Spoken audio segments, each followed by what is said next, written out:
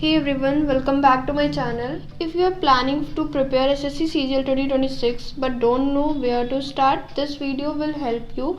I'll guide you step by step from understanding the exam pattern, building your basics and creating an effective study plan, especially if you are a beginner. So make sure you watch this video till the end to get a clear idea of how to start your SSC CGL journey the right way. So let's start the video. So as a beginner from where to start, सबसे पहले आपको अपना exam pattern देखना है। Exam pattern जो कि हमारा ये है, टीयर वन होता है एंड टीयर टू होता है। टीयर वन हमारा क्वालिफाइंग होता है एंड टीयर टू जो होता है हमारा वो जिससे हमारी रैंक बनती है और हमें पोस्ट मिलती है। सो मेरिट लिस्ट में नाम आना, इसमें हमारे क्वालिफाइंग पेपर होता है और इसमें हमारे 4 सब्जेक्ट्स होते हैं और ये हमारा जो होता है इसमें हमारे 2-2 सेक्शन में ऐसे करके एग्ज़ाम्स होते हैं। ठीक है, कंप्यूटर भी हमारा क्वालिफाइंग होता है। सो ये हमारा एग्ज़ाम पैटर्न होता है। सो आपको सबसे पहले अपने एग्ज़ाम पैटर्न को गो थ्रू करना है, एग्ज़ाम पैटर्न देखना है कि कैसे हमारा एग्ज़ाम पैटर्न होता है। नेक्स्ट हमारा काम क्या होगा? नेक्स्ट हमारा काम होगा सिलेबस। फॉर एग्ज़ाम्पल आप अपना मैथ से स्टार्ट कर रहे हो, देखना चाह रहे हो, तो आप अपना मैथ्स का सिलेबस देखो। फॉर अर्थमेटिक आपको पता है कि हमारा ये सिलेबस है, एडवांस में हमारा ये सिलेबस है, ये ओवरऑल पूरा हमारा ये इतना सिलेबस है, इतने टॉपिक्स हैं।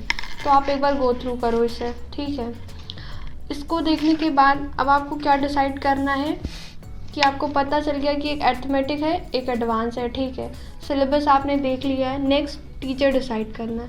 यूट्यूब पे जाना है आपको, जो भी टीचर आपको सही लगे। मैथ्स के लिए बहुत से टीचर्स वहाँ पर अवेलेबल हैं, जैसे कि for example Aditya Ranjan sir हैं, भूतेश सर हैं, गगन सर हैं, राकेश सर हैं, और भी मैथ्स के लिए विक्रांत सर भी है। बहुत से टीचर्स हैं वहाँ पर। तो आपको अपना टीचर डिसाइड करना है और उसी पे फिक्स हो जाना है। ठीक है, ये नहीं करना है कि एक इनसे पढ़ लिया, उनसे पढ़ लिया, एक टॉपिक इनसे पढ़ा, एक टॉपिक उनसे, नहीं। एक टीचर, जैसे फॉर एग्जांपल आप ये भी कर सकते हैं कि अर्थमेटिक आप एक टीचर से पढ़ रहे हो, एडवांस किसी और। बट ये नहीं करना कि इसी में गुचड़ पुचड़ कर रहे हैं हम, इसी में ही मतलब। बट आपको ये नहीं करना है कि इसमें ही आप हर एक टीचर्स मतलब अलग अलग, हर चैप्टर अलग अलग टीचर से पढ़ रहे हो, ये नहीं करना है। आप अपना टीचर डिसाइड करोगे। फॉर एग्ज़ाम्पल बता दिया मैंने आपको ये टीचर्स होते हैं।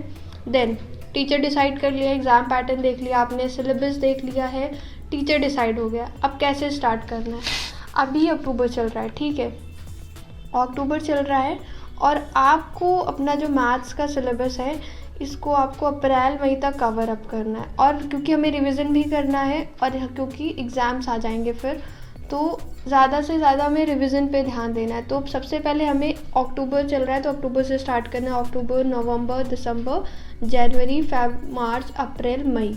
ठीक है, मई तक में आपका सिलेबस कवर हो जाएगा। ठीक है, सिलेबस कवर होगा तो कॉन्सेप्ट्स क्लियर हो जाएंगे, आपको सारे मैथड्स आएंगे। अब आपको ज़्यादा से ज़्यादा लास्ट मंथ में सिर्फ ज़्यादा से ज़्यादा रिवीजन करना है। ठीक है, जिससे आपकी स्पीड आएगी, क्योंकि मैथ्स एक ऐसा सब्जेक्ट है जिसमें आप फुल और फुल स्कोर कर सकते हो और मिस्टेक्स के चांसेस कम है अगर आपको चीज़ें आती हैं। बट हाँ, इसमें आपका सबसे ज़्यादा रोल कौन प्ले करता है? Speed. Speed is the most important, क्योंकि अगर मैथ्स में आपको क्वेश्चन आना is not that much important, speed ज़्यादा मैटर करती है, जितनी जल्दी आप क्वेश्चन को सॉल्व कर लो। ठीक है, तो ये पता चल गया आपको कि आपको 7 to 8 मंथ लगने वाले, और मन लगाकर आप जब करोगे तभी आपका ये चीज़ 7 या 8 मंथ में कवर अप होगा। अदरवाइज़ मैथ्स का सिलेबस कवर करना अच्छे से as a beginner, basic to advance, बहुत टाइम लगता है, टाइम टेकिंग है। बट आप अगर अच्छे से स्टार्टिंग करोगे और लगातार मेहनत करोगे देन नेक्स्ट कैसे पढ़ना है, कहाँ से स्टार्ट करना है, तो टीचर डिसाइड कर लिया है। सो अब आपको वीडियो लेक्चर्स देखने हैं और जो भी, जैसे आपने परसेंटेज से स्टार्ट किया, ठीक है, अरिथमेटिक, फिर उसके नोट्स बना लिए और उसका रिवीजन कर लिया और उसके बाद फिर उसकी प्रैक्टिस करनी है। प्रैक्टिस जैसे फॉर एग्जांपल आपने बैच लिया है तो आपको फिर बुक लेने की ज़रूरत नहीं है, वो टीचर पर डिपेंड होना है। टीचर आपको शीट प्रोवाइड करेगा, आपको वहाँ से क्वेश्चंस करने हैं ज़्यादा से ज़्यादा, और बस सिर्फ चैप्टर वाइज मॉक देना। अगर आपने कोई पेड बैच नहीं लिया है तो फिर आप आपने वीडियो देखा, उसके नोट्स बना लिए खुद से, उसका रिवीजन किया। प्रैक्टिस के लिए आपको बुक लेनी है, प्रीवियस ईयर बुक लेनी है, या आप पिनेकल ले सकते हो, आप किरण की बुक ले सकते हो, जो भी टीचर से आपको सही लगे वो बुक लेनी है।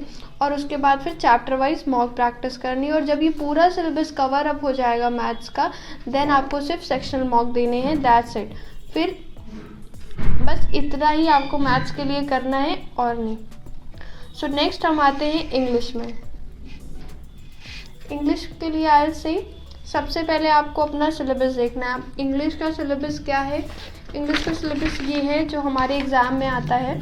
सबसे पहले एक्टिव पैसिव हो गया, डायरेक्ट इनडायरेक्ट हो गया, पैसेज, क्लोज टेस्ट। और इस टाइम पे कॉम्प्रिहेंशन का रोल बहुत ज़्यादा है। Passage, one word substitution, sentence improvement, ये हमारा इंग्लिश का सिलेबस है। तो आपको एक बार इसे गो थ्रू करना है। देख लिया सिलेबस, आपने देख लिया। टीचर डिसाइड करने हैं। अब टीचर यूट्यूब में मैं आपको बता दूं, अमन सर जिन्होंने ग्रामर पढ़ाया है, ठीक है, तरुण सर हैं, रानी मैम है, ये ऐसे टीचर्स हैं जिन्होंने यूट्यूब में बहुत ही अच्छे से पढ़ाया हुआ है। तो एक बार आप टीचर्स देख सकते हो और डिसाइड करो कि आपको किससे पढ़ना है, क्योंकि इंग्लिश के लिए आपका बेसिक अच्छे से क्लियर होना चाहिए, आपको बेसिक आना चाहिए, तब जाकर आप ये क्वेश्चंस को अच्छे से कर पाओगे। और इंग्लिश में थ्री पिलर्स होते हैं। पहला कॉम्प्रिहेंशन, दूसरा वोकैबुलरी और तीसरा ग्रामर। कॉम्प्रिहेंशन का रोल बहुत ज़्यादा है। आरसी वगैरह, क्लोज टेस्ट, PQRS, इसमें आपको अपनी जो पकड़ है मजबूत करनी है। तो इनमें आपको क्या करना है? रीडिंग से आपका कॉम्प्रिहेंशन अच्छा होगा। तो डेली आपको रीड करना है। अगर आप जैसे एडिटोरियल पढ़ सकते हो, न्यूज़पेपर वगैरह भी पढ़ सकते हो अगर आपको सही लगे तो, बट आई सजेस्ट कि आप एडिटोरियल पढ़ो। उसके बाद फिर वोकैब के लिए आप अभी से ब्लैक बुक ले सकते हो, या नीतू मैम की भी बुक आती है वोकैब की, आप उसे ले सकते हो, या वर्ड पावर मेड इजी आती है, रूट वर्ड्स की आती है। तो वोकैब के लिए आप कोई भी बुक ले सकते हो और उसे पढ़ना स्टार्ट कर दो, ठीक है। क्योंकि वोकैब में आपका वन वर्ड सब्स्टिट्यूट, ईडियम्स हो गया, एंटोनिम्स, सिनोनिम्स हो गया, और वर्ड ऑफन कंफ्यूज, बहुत सारी चीज़ें हैं जो आपको अभी से पढ़ना स्टार्ट कर देना चाहिए। फिर आते हैं ग्रामर में हमारा मतलब ये क्वेश्चंस आते हैं, एरर से आते हैं, सेंटेंस इम्प्रूवमेंट। इसके लिए आपका अपना बेसिक अच्छे से होना चाहिए। ग्रामर का जो पोर्शन मैं कह सकती हूँ कि ग्रामर का जो पोर्शन है कितना आता है, सबसे ज़्यादा हमारा आरसी वगैरह है, वोकैब है, देन ग्रामर कह सकते हो कि 60% आई गेस, ठीक है। तो ग्रामर में हमारा टॉपिक है एरर, सेंटेंस इम्प्रूवमेंट वगैरह। तो इसके लिए आपको अपना बेसिक कंप्लीट करना। बेसिक कहाँ से करना है? सर पढ़ाएंगे, सर जो कि यूट्यूब में फ्री अवेलेबल है टीचर्स, वहाँ से पढ़ना। अगर आपको उनका पेड बैच लेना है, पेड बैच से पढ़ना है तो आप पेड बैच ले सकते हो, अदरवाइज़ फ्री भी सी चीज़ें अवेलेबल है यूट्यूब में। तो आपको कैसे स्टार्ट करना है? वीडियो लेक्चर्स देखने हैं, उसके नोट्स बनाने हैं, और बुक से प्रैक्टिस करनी है। बुक ज़्यादा से ज़्यादा प्रैक्टिस करनी है चैप्टर वाइज। जैसे प्रीपोजिशन कर लिया, प्रीपोजिशन के क्वेश्चंस 100+ क्वेश्चंस कर लिए, वैसे ही चैप्टर वाइज कर ली। फिर उसके बाद चैप्टर वाइज मॉक भी देना है और ज़्यादा से ज़्यादा प्रैक्टिस करनी है। और इसका सिलेबस कवर करने में, वोकैबुलरी ये सब पढ़ने में आपको 5 से 6 मंथ्स लगेंगे। और ये सिलेबस कंप्लीट करना है, क्योंकि एज अ बिगिनर और आप प्रिपरेशन कर रहे हो तो आपको सबसे पहले अपना सिलेबस कंप्लीट करना है। सिलेबस कंप्लीट करने में ज़्यादा ध्यान देना है। जब सिलेबस कंप्लीट हो जाए तो ज़्यादा से ज़्यादा मॉक प्रैक्टिस करनी है सिंपली। तो ये है इंग्लिश की strategy for beginners. So next हम आते हैं रीजनिंग के लिए। आई सजेस्ट सबसे पहले आपको अपना सिलेबस देखना है। रीजनिंग का जो सिलेबस है वो ये है, जैसे कि इसमें एनालॉजीज है और कोडिंग डिकोडिंग है, फिगरल सीरीज़ है, सिलोगिज्म है, और ब्लड एंड रिलेशन, काफ़ी सारे टॉपिक्स हैं, ठीक है। तो ये आपको सबसे पहले सिलेबस देखना है। उसके बाद आई सजेस्ट कि आप इसका एक मॉक दो। सिलेबस देखने के बाद आप इसका मॉक दो और अपना देखो कि आपको रीजनिंग कितना आता है। मतलब रीजनिंग सबका अच्छा होता है। आप अगर 10-20 स्कोर कर रहे हो आउट ऑफ 50, सो ऐसे कि आप फिर टीचर्स को देखो, ठीक है, टीचर्स देखो। और मैं सजेस्ट करूँगी कि टीचर पीयूष सर हैं रीजनिंग के लिए, कमल छाबरा सर हैं, और भी टीचर्स हैं। आप उनको देख सकते हो। और जो चीज़ है ये आपको चैप्टर वाइज प्रैक्टिस करना है, ठीक है। सिलेबस देख लिया, टीचर डिसाइड कर लिया, फिर chapter wise like coding decoding आज पढ़ लिया, उसको कंप्लीट किया, उसके बाद आपको उसका चैप्टर वाइज मॉक देना है। और इसमें आपकी अप्रोच ऐसी होनी चाहिए कि आपको ज़्यादा से ज़्यादा प्रैक्टिस, क्योंकि रीजनिंग में प्रैक्टिस जितनी ज़्यादा प्रैक्टिस करोगे तो आपको क्वेश्चन उतनी जल्दी समझ में आ जाएगा। क्योंकि जैसे कोडिंग डिकोडिंग है, अब आपको जितना जल्दी आपने जितनी प्रैक्टिस की होगी आप उतनी जल्दी उस क्वेश्चन को टैकल कर पाओगे, समझ पाओगे कि उसमें कौन सी ट्रिक लग रही है, कैसे क्या करना है। और कैलकुलेशन भी बहुत इंपॉर्टेंट है, वो भी बहुत ज़्यादा रोल प्ले करता है, क्योंकि इसमें कुछ क्वेश्चन बहुत ही कैलकुलेटिव होते हैं, जैसे कि उसमें इंटरचेंज कर देते हैं सिंबल्स को, तो उसके अकॉर्डिंग तो ये चीज़ें। और इसमें नोट्स बना लो ट्रिक्स का, जैसे कोई टीचर आपको ट्रिक बता रहा है कि इसको ऐसे सॉल्व कर सकते हो, तो ट्रिक्स का आप नोट्स बना सकते हो।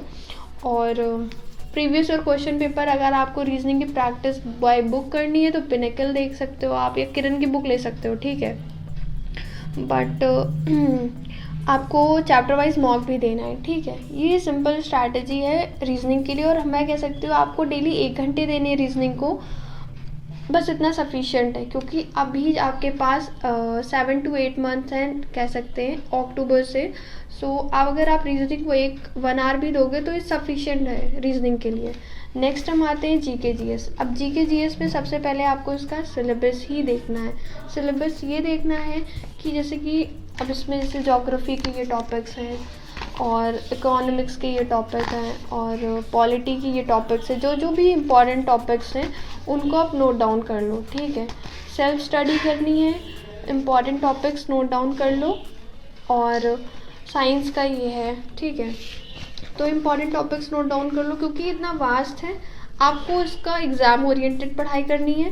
ये नहीं कि आप पूरा गो थ्रू कर रहे हो, नहीं, हमें इसमें सर्वज्ञाता नहीं बनना है, ठीक है।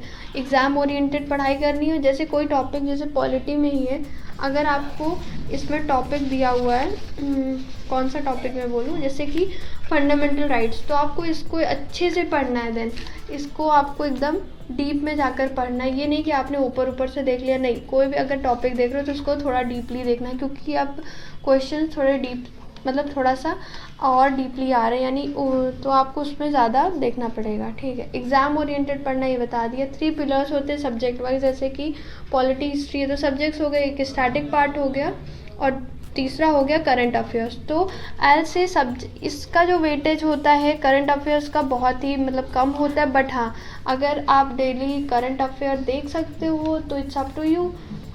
बट हाँ, करंट मतलब नॉलेज होना चाहिए कि डेली क्या चल रहा है, तो आप अपने अकॉर्डिंग देख सकते हो। और न्यूज़पेपर रीड कर सकते हो, तो आपको कॉम्प्रिहेंशन में भी मदद करेगा, ठीक है।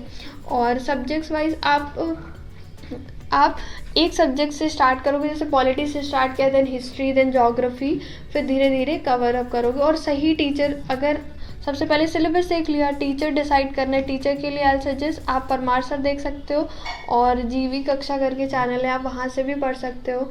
और टीचर्स काफ़ी अवेलेबल है यूट्यूब में, बट परमार सर अभी जीके जीएस के लिए बहुत ही ज़्यादा फेमस है, तो आप उनका जो कंटेंट है देख सकते हो।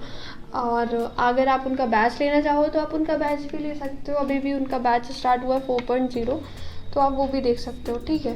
तो it's totally up to you. But सबसे पहले सिलेबस गो थ्रू करना है, देन टीचर डिसाइड करना है, और देन एग्ज़ाम ओरिएंटेड पढ़ना है। खुद से भी थोड़ा मेहनत करना है, ये नहीं कि आप पूरा टीचर के भरोसे बैठे हो, नहीं।